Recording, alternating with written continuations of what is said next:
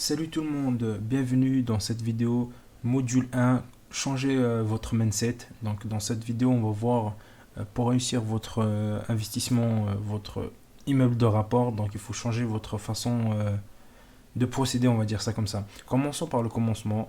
Dans ce module, on va se préparer à changer notre mindset, car acheter de l'immobilier locatif, c'est déjà assez marginal, on va dire ça comme ça.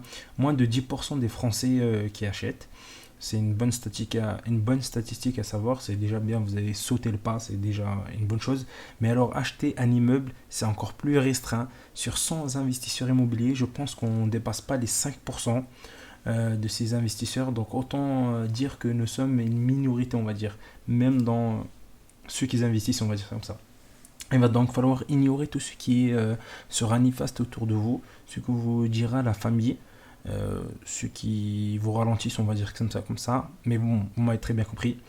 Euh, les amis qui connaissent rien, les médias, les réseaux sociaux, bref, se mettre dans un état d'esprit en mode immeuble de rapport et rien d'autre.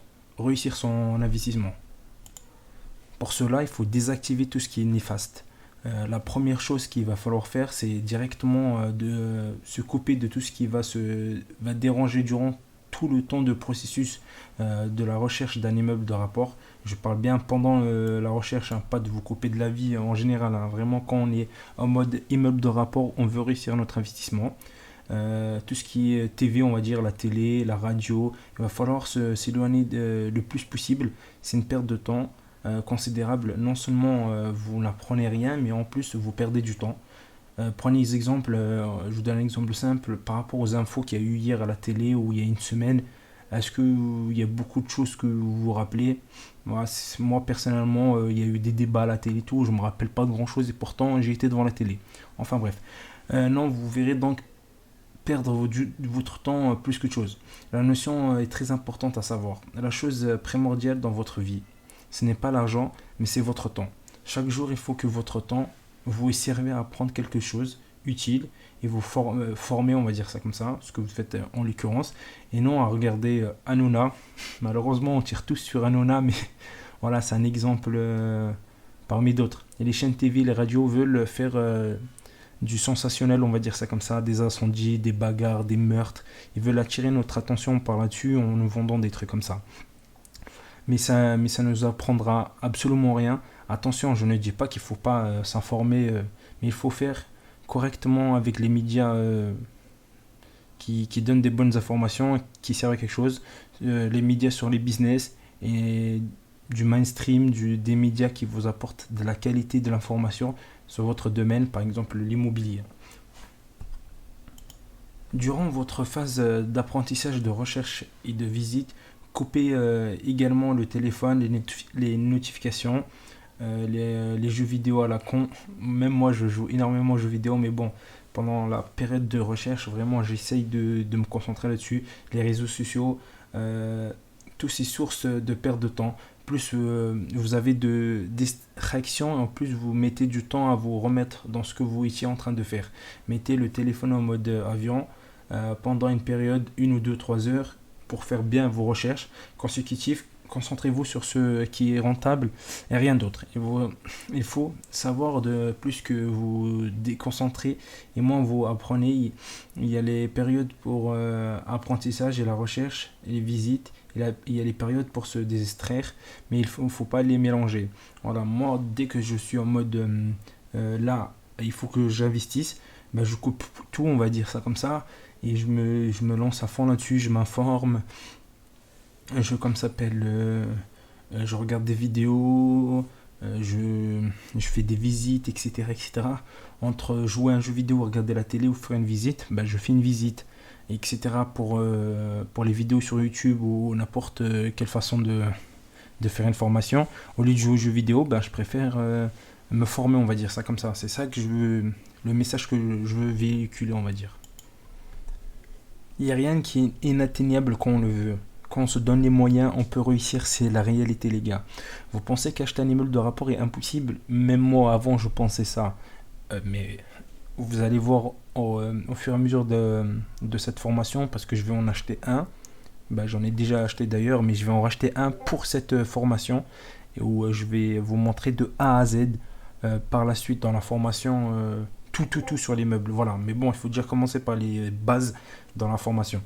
Vous pensez avoir 10, 20 appartements, c'est impossible.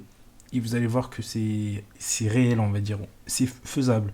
Pensez-vous encore que les personnes qui touchent 3K par mois sont riches? Pensez-vous qu'avec un salaire de ministre, vous êtes riche?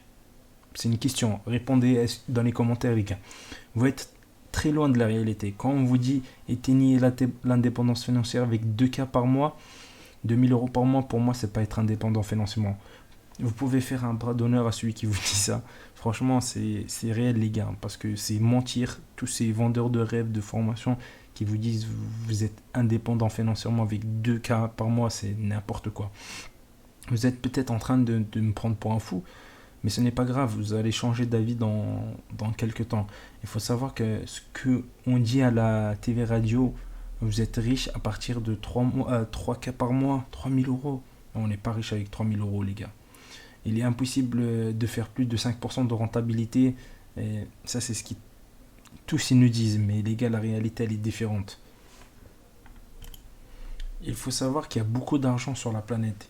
Générer de l'argent, c'est pas très facile, mais on va dire c'est facile si on le veut. Il faut juste vouloir et vous contentez pas de quelques milliers d'euros par mois. Quand je dis ça, c'est 2 3 4 000 euros par mois. Il faut aller chercher gros, les gars. Il faut aller chercher 10K, 20K. Quand on pense comme un pauvre, ben on reste toute notre vie pauvre. Mais quand on pense comme un riche, ben on devient riche. Parce qu'on se donne des objectifs de riche. Il faut se donner des gros objectifs. Et il n'ayez pas peur de parler d'argent, les gars. Il ne faut pas avoir peur. Parce qu'en France, c'est mal vu quand on parle de l'argent. Allez chercher l'argent qui est disponible partout. Il y a plein de patrons qui gagnent énormément bien leur vie. C'est vrai que nous, les salariés, on n'a pas le mindset, on va dire, d'investisseur. Mais au début, il faut bien commencer en tant que salarié. Moi, en tout cas, je suis dans le cas là où j'ai commencé en tant que salarié. J'ai pas le choix. J'ai pas pu tout de suite être patron. Mais si on a, comme ça s'appelle, le mental et le mindset d'un businessman et d'un investisseur, bon, on peut toujours s'en sortir et gagner gros, on va dire ça comme ça. En voulant acheter un immeuble de rapport, il faut savoir que les gars, vous serez perçus comme un fou, comme un mec complètement foufou. Mais bon, comme je l'ai dit précédemment, très peu d'investisseurs achètent des immeubles de rapport. Alors quand on vous dirait que vous cherchez un immeuble de rapport et on vous prendra pour un fou, c'est totalement normal. Les gens ont toujours peur de ce qu'ils ne connaissent pas, les gars. C'est comme ça, l'être humain il est comme ça. Que ce soit vos amis, votre famille, votre agent immobilier ou bien même votre notaire.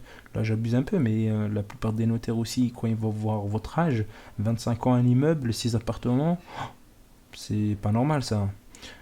Tous auront une appréhension à savoir que vous cherchez à investir dans un immeuble de rapport et vous diront toujours de commencer plus bas. Mais nous, on reste focus sur nos objectifs.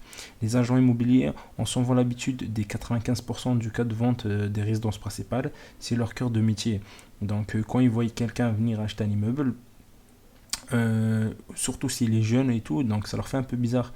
Puis des appartements, des investissements par-ci par-là, mais une grosse partie ne saura même pas qu'on peut acheter un immeuble de rapport. Ne perdez pas votre temps à expliquer cela. Il y en a qui comprennent rien parce qu'il y en a plein qui sont persuadés que les immeubles de rapport c'est réservé aux personnes qui sont riches. Et après, il faut rentrer aussi dans ne pas écouter les amis et les familles, tous ceux qui connaissent pas. Franchement, l'exemple est simple. Quelqu'un qui vous dit comment réparer une voiture, le mec il a pas le permis, je vous dis ça comme ça, c'est un exemple très bête, mais vous m'avez très bien compris. Faut pas l'écouter quoi. Vos amis et votre famille vous veulent du bien et ils souhaiteraient que vous ne preniez pas le risque, que vous restez dans une petite routine quotidienne. Cela est normal, comme j'ai dit plus tôt, l'inconnu fait peur. C'est toujours été comme ça ne changera jamais. On préfère rester dans une zone de confort plutôt que de tester de nouvelles choses. La nature est humaine, c'est comme ça les gars. Donc c'est pour ça qu'il ne faut pas prendre leur avis. Nous, on reste focus. Le souci, pardon, c'est que si vous écoutez vos amis, votre famille, vous ne ferez jamais rien, car les mythes sont toujours présents dans la tête des gens. Oui, ça se louera jamais.